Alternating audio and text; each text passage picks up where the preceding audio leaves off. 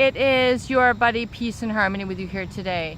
We're zooming in and focusing in on one of the major experiences that keep the ruminations, that keep the addiction, that keep the flashbacks, that keep the psychological terror in place.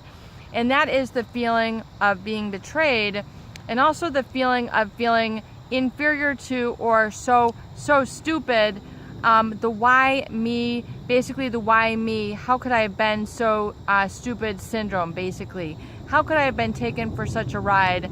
How could I have been so naive, so vulnerable, so needy that I was pushed around and I was bullied around and believed this facade of this covert narcissist, or oftentimes even more severe on the spectrum is a relationship with a psychopath.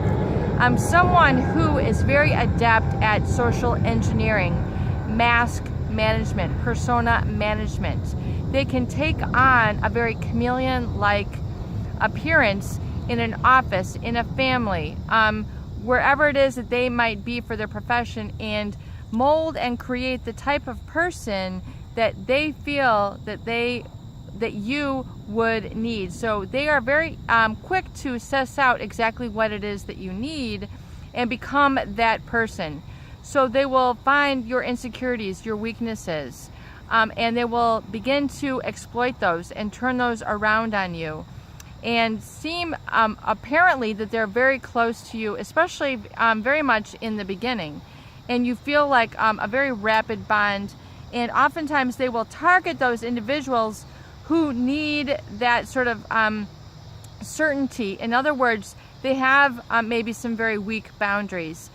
They don't have a certain amount of experience. They don't know that there is people who have malintentions out there, because they themselves individually, they do not live their life from that standpoint or perspective whatsoever. And how could somebody be so cruel, so uncaring, or not have a value of humanity? There's a lot of values that go on when we talk about everyday interactions, from listening to kindness to patience, to understanding others, to understanding people's challenges and helping them sort through and work through them.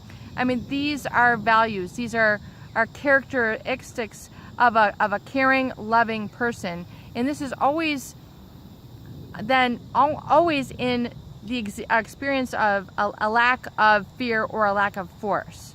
So the covert narcissist and the psychopath will then take advantage of that. So they will be able to suss out and say, you need a sense of security, you need an older person in your life, or you need a younger person in your life, or you need someone who has a specific professional experience. And they'll all of a sudden fit in just like a glove, the fit of a glove. They will become that person. But the issue that is oftentimes so difficult to comprehend is it's not really who they are. They are becoming that person just to put on a show, a sham, a front, a facade, a mask. And most people don't comprehend the depth of the mask or the facade. It belays the true person. It belays the true emotional connection that they have with others. In other words, they could be the role of a father, a role of a mother, the role of a lover, whatever it is, that they are becoming. Oftentimes they might have that title, or they might, tell you, oh, but I'm your lover, right? Or I'm your this, right? I'm your mother, that, I'm your father, right? They'll use this to kind of get you to re-engage with them that way. But yet, if you look at their behaviors, have they really behaved in that manner? Have they behaved like a father? Have they behaved like a mother? Have they behaved like a boss or a real leader or a manager? What have you then exposed them? What have you found out underneath, underneath it all? What have you exposed? The fact that this was all a sham. Oftentimes you find that you did not receive what you needed. Hence, you're still feeling more of an energy drain or a void in your life after this person than before. You're feeling a depression. You're feeling a drain. It's the psychic vampirism that these people will take yet they'll be fooling you to seem as if they are giving. And then when they do the withdrawal, they do the devaluation and discard, you are left without. And oftentimes then it is that feeling, how could I have been so stupid? And then this negative evaluation of self becomes, apparent. It just becomes then ruminating on this negative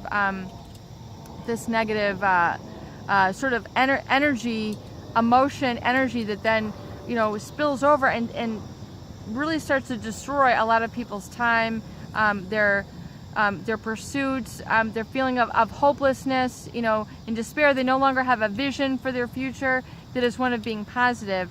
And oftentimes it is because of that negative self-evaluation that comes as a result of being fooled, of being shamed, of not seeing the forest for the trees, not seeing what had happened or knowing how to stand up. And so it is now kind of coming through that and emerging through it now, which is so crucial and important, and realize that you had done nothing wrong.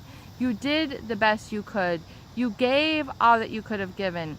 You had related to them with all that they had showed, that they had presented you. You did that all in the name of love. You oftentimes gave the best part of yourself, and it shows you how strong you are, but yet it was met on an unfeeling individual who does not have the ability to reciprocate in that way. They just don't have the empathy. And an empathy is really an ability to be able to connect with others in a lot more of those sentient ways, feeling ways, which are not based on criticism and judgment. They're based on something larger, something more powerful, something more mystical, something more miraculous, which is really the absence of fear. It's the absence of judgment. And once you can let go of that fear and let go of that judgment, catch yourself and see if you can start to release and let go the fear and the judgment that has been instilled by this individual. And realize that you're not stupid, you're actually quite emotionally intelligent. It is your buddy, Peace and Harmony, with you here today, and I hope that these videos do help. Please share and please subscribe for more great tools, videos, discussion, and support.